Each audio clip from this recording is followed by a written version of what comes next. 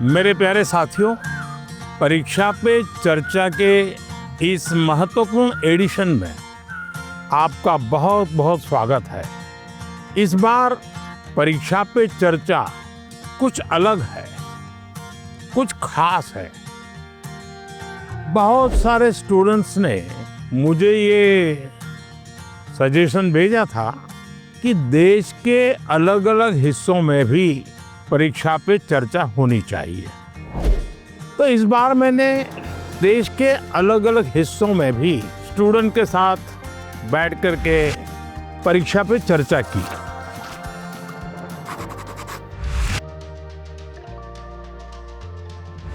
इस special episode में आप यही देखने जा रहे हैं। मैं आपको गुजरात लेकर चलूंगा।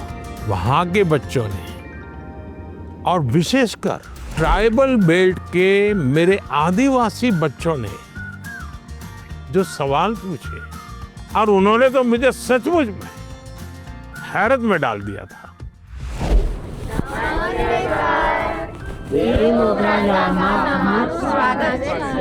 वाह, पर मैंने तो કહ્યું આજે બધાને હિન્દીમાં બોલવાનું છે। તો ફાવશે ને? चलिए।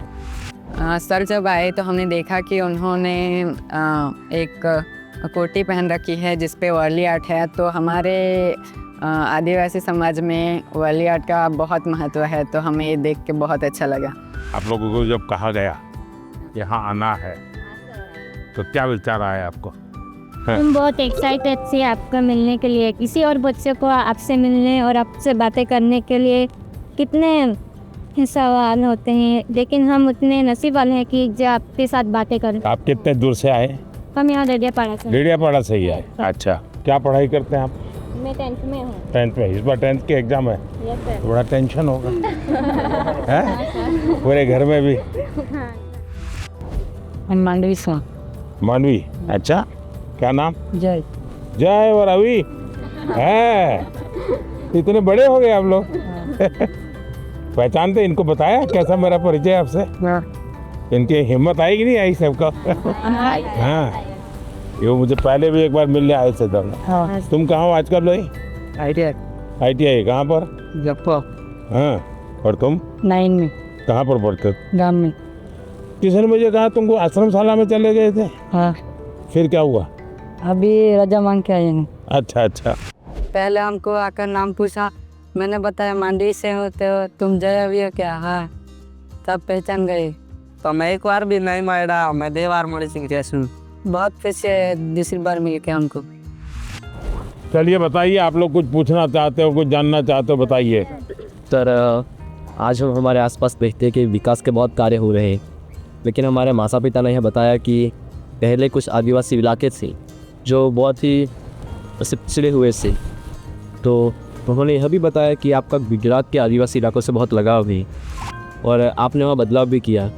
तो मैं जानना चाहूँगा कि आपको इस चीज़ की प्रेरणा कहाँ से है? आपको पाल चितरिया की घटना मालूम है? हाँ। हैं? वहाँ आदिवासी समाज के बहुत बड़ा आज़ादी का संघर्ष लड़ा था, और मैं सालों से वहाँ पाल चितरिया में आता था। वहाँ एक एग्रीकल्चर स्कूल है, उसको शुरू जब किया था, एक बार बहुत भयंकर अकाल हुआ था। तो मैं उस समय, और 2-3 अकाल एक साथ हुए थे, तो उस समय मैं उस क्षेत्र में काफ़ी दिनों तक रह करके काम करता था। तो मैं वर्षों तक राजनीति में तो बाद में आया, तो उमरगांव से अंबाजी लेकर के सारे आदिवासी बेल्ट में काम करता रहता था। तो उस समय लगता था कि यहाँ एजुकेशन पे ध्यान देना चाहिए। उसके बाद जब मुझे मौका मिला, मुख्यमंत्री बना, तो मैं ध्यान देने लगा। आपको हैरानी होगी, एक समय ऐसा था कि उमरगांव से अंबाजी तक एक भी साइंस स्कूल नहीं था। अब आरक्षण तो हो जाते हैं, रिजर्वेशन तो हो जाते हैं, इंजीनियरिंग, मेडिकल, लेकिन साइंस स्कूल नहीं होगा तो बच्चे क्या करेंगे? तो बाद में आपने तो देखा, अब तो 2 यूनिवर्सिटी है, साइंस स्कूल है, इंजीनियर ITI है, बहुत सारा बदलाव आया है, उसका बहुत बड़ा लाभ हो रहा है। हाँ सर।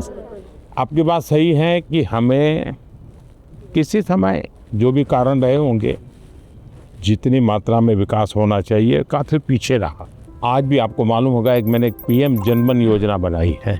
आदिवासियों में भी कुछ इलाके और कुछ लोग हैं समाज तो और पीछे रह गए, तो मुझे फिर उनके लिए अलग से स्कीम बनानी पड़ी, अलग से बजट बनाना पड़ा। तो मुझे तब से लगता था कि हम शिक्षा पर जितना ज़्यादा बल देंगे उतना बहुत तेजी से विकास होगा। दूसरा मेरे मन में था पूरे आदिवासी बेल्ट उमरगाम संभाजी एक पूरा हाईवे बनाया है, अब 9 रोड बनाए, तो यहाँ से लोग यहाँ बहुत आसान, तो विकास के लिए इंफ्रास्ट्रक्चर की बहुत ज़रूरत होती है, लोग भी आना जाना शुरू करते हैं, तो उस दिशा में ध्यान दिया। अभी भी मुझे लग रहा है कि मैं नहीं मिला, एक सपने की तरह लग रहा है। मैं खुद को सौभाग्यशाली मानता हूँ कि मैं उनके पास रहा और उनसे बातें करी और उनसे मिलकर बहुत अच्छा लगा मुझे। नमस्कार सर, मेरा नाम चौधरी मीत है और मेरा आपसे यह प्रश्न है कि पहलगाम हमले के बाद हमारे घर में सब चर्चा कर रहे थे कि अब आगे क्या होगा। पूरा देश आपकी ओर देख रहा था और ऑपरेशन सिंदूर हुआ और हमारे देश की सेना ने जीत हासिल की। तो ऐसे संजोग में आपने अपने तनाव को कैसे हैंडल किया? हम तो सिर्फ परीक्षा के तनाव से। आप लोगों को परीक्षा का तनाव आ जाता है। देखिए परीक्षा का तनाव क्यों आता है, ऐसा तो नहीं आपने परीक्षाएं नहीं दी है, सर। आप कितनी परीक्षाएं दे चुके हैं। जब आप पुरानी परीक्षा के दिनों को याद कीजिए, अगर पुरानी परीक्षाओं को याद करेंगे तो आपको लगेगा हाँ यार जब गया तब तो टेंशन था, लेकिन जब करके आ गया तो कुछ नहीं था। ऐसा होता है कि नहीं? होता है। तो खुद की जो अच्छाइयाँ हैं पहले उसको आप जानिए। परीक्षा के लिए सबसे अच्छी चीज़ होती है कि आप पेपर सॉल्व करने की आदत डालें, लिखने की। ज़्यादातर लोग क्या करते हैं, पढ़ते हैं। यस। लिखते समय भी स्पीड कैसे बढ़ती है, मैंने जो लिखा है वो हैंडराइटिंग सुधर रहे हैं कि नहीं सुधर रहे हैं, यस सर। मैंने जो लिखा वो कम शब्दों में लिख पाया कि नहीं लिख पाया।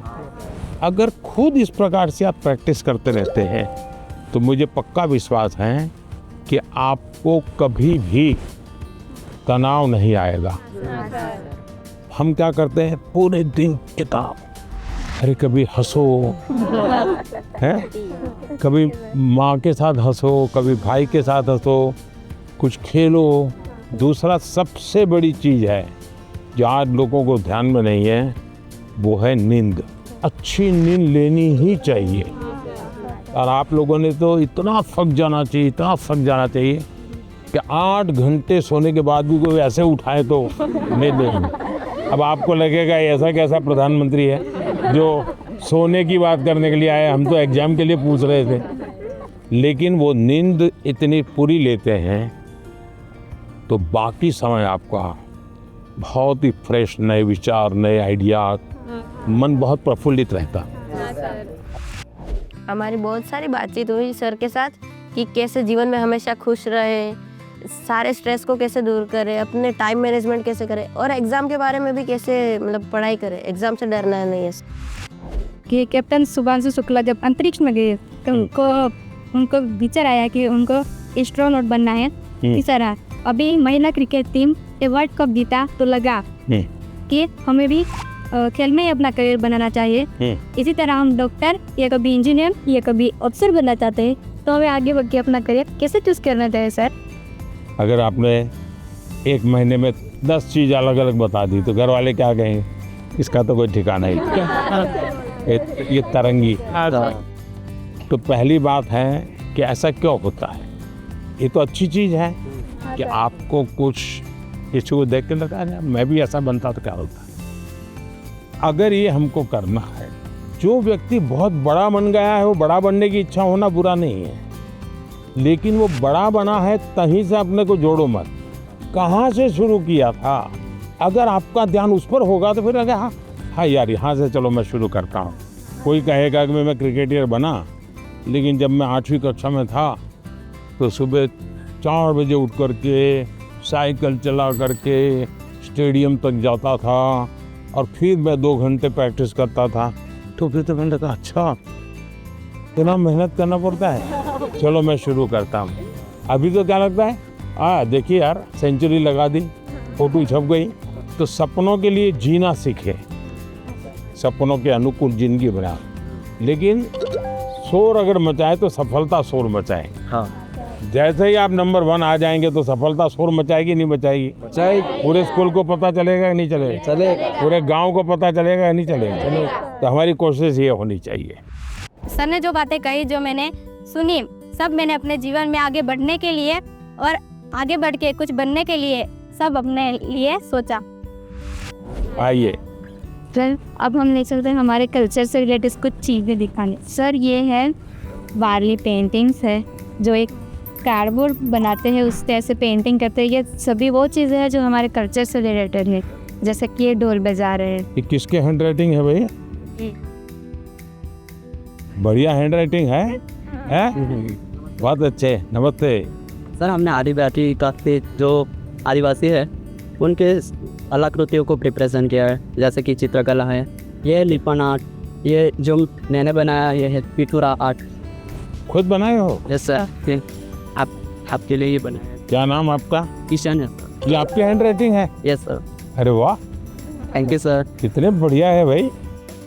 किसान आपके घर में भी बनाते हैं इसको? Yes, ताजी वगैरह सब? यस सर, हम राठवा कल्चर में इसे देव मानते हैं, पिथुरा देव। हाँ। घर की दीवारों पे ये बनाते हैं और उनकी पूजा भी करते हैं। वाह, तो आप तो बड़े आर्टिस्ट हो गए भाई। हाँ सर।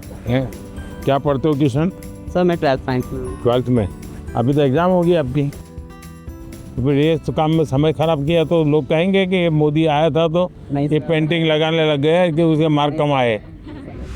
मुझे बहुत अच्छा लग रहा है कि हमारे भारत देश के बड़ा प्रधान ने मेरी पेंटिंग्स ली है, और सर ने भी बहुत अच्छी तरह के हमारे साथ, जैसे हम खुद फ्रेंड्स के साथ बात कर रहे हैं ऐसा फील हो रहा था। नहीं, हम एग्जाम की तैयारी भी कर साथ। उसमें क्या कठिनाई आती है जब एग्जाम की तैयारी? कभी परीक्षा पे चर्चा पढ़ा है? हाँ सब बड़ा है। मैं परीक्षा पे चर्चा करता हूँ, उसको सुनते हैं? उसमें से क्या फायदा होता है आप लोगों को? एग्जाम से रिलेटेड क्वेश्चन का सॉल्यूशन मिलता है, टेंशन दूर करना, स्ट्रेस फ्री रहना, ये सब। जैसे आज हमारी बात हो रही, हो सकता है मेरे मुंह से कोई ऐसा वाक्य निकला हो, आप याद रख करके लिख करके रखेंगे। वो आपको, आप ये सोचोगे नहीं सुन लिया याद हो गया, 3 दिन के बाद देखिए भूल जाएंगे। तो आदत डालनी चाहिए, हमेशा अपने पास कागज, पेन, नोट, डायरी कुछ न कुछ होना ही चाहिए। इसका मतलब जीवन भर विद्यार्थी रहना चाहिए। तो मेरा एक जो सबसे बड़ा मुझे जिसका आनंद आता है वो है, मैं जीवन भर विद्यार्थी रहने की कोशिश करता हूँ, सीखता हूँ। जैसे आप लोगों से मिला हूँ, मैं सीखता हूँ। स्वस्थ कैसे रहता हूँ? ऐसा है कि मैं जीवन भर आप जैसे लोगों के बीच में ही रहा हूँ, तो मेहनती लोगों को जब देखता हूँ, और मेरा आग्रह रहता है फिट इंडिया। देश में हर लोगों ने स्वस्थ रहना चाहिए, फालतू चीज़ें खाने से बचना चाहिए, पूरी नींद लेनी चाहिए, तब जा कर के शरीर स्वस्थ रहता है।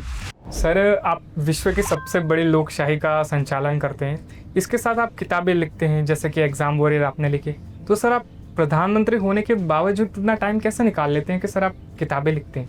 प्रधानमंत्री बनने के बाद जो मेरी किताबें छपी हैं, तो ऐसे ही जैसे बातचीत कर रहा हूँ तो सरकार में सब रिकॉर्डिंग होता है। ज़्यादातर मेरी बच्चों के साथ जो बातें हुई है उसमें से बनी है, तो उसमें सब मेरा नहीं है, आप लोगों का भी है।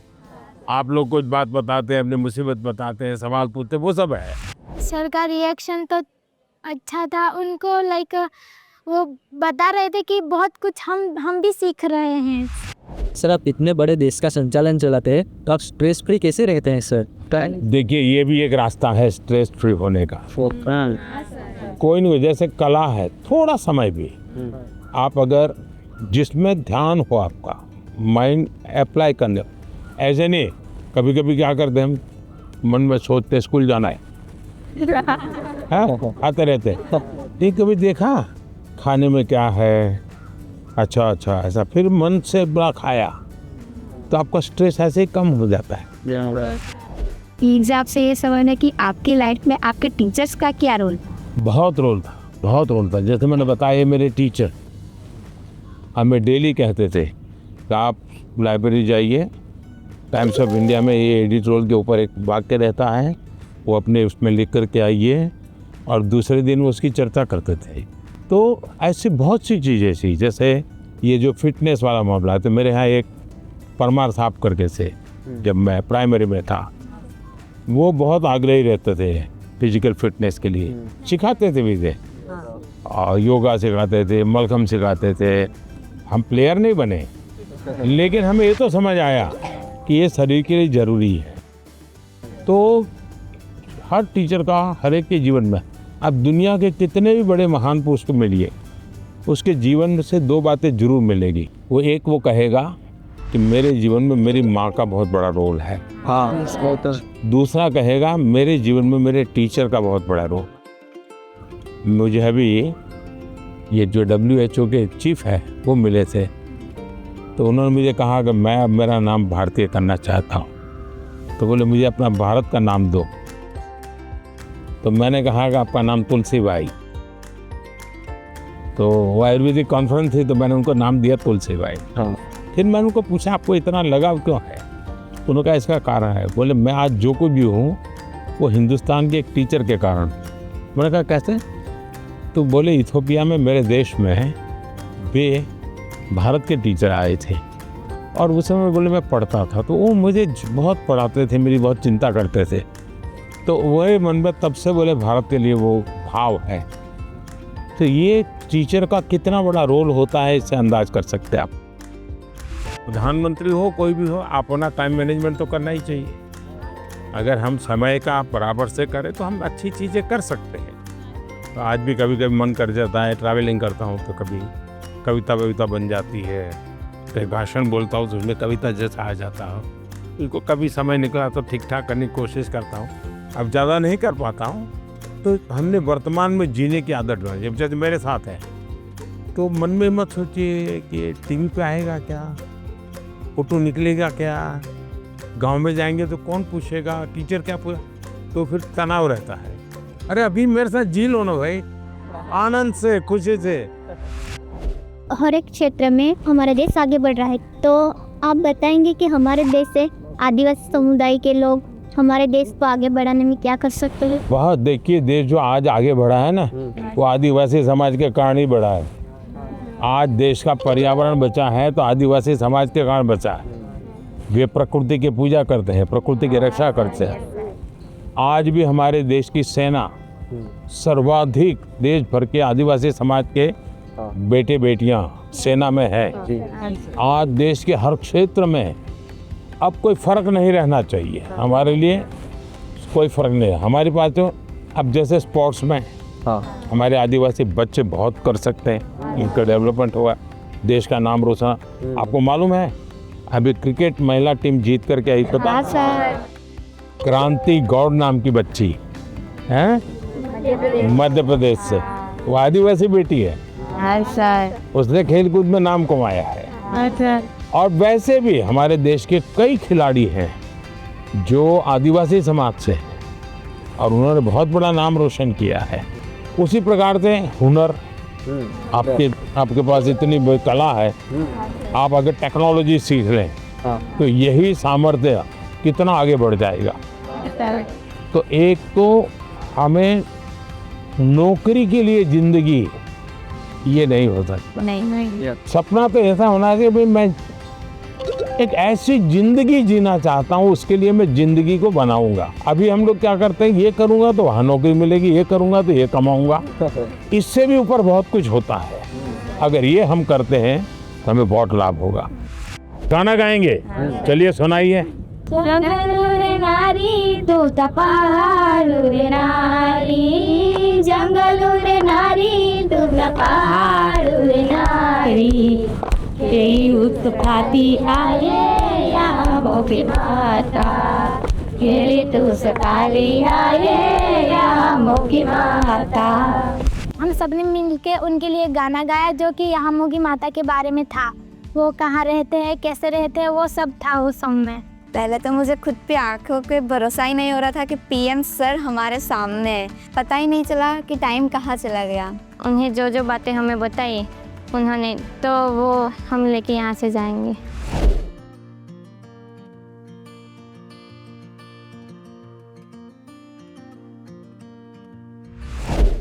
परीक्षा एक ऐसा अवसर है और परीक्षा के लिए हेल्दी कंपटीशन की भावना हमारी तैयारी को और बेहतरीन बनाती है। इन सभी चर्चाओं में स्थान अलग अलग थे, स्टूडेंट्स अलग अलग थे, अनुभव अलग थे, लेकिन हर चर्चा का उद्देश्य एक ही था, हर स्टूडेंट को सुनना, समझना और साथ मिलकर कुछ न कुछ सीखना। आप सभी को मेरी बहुत बहुत शुभकामनाएं। बहुत बहुत धन्यवाद।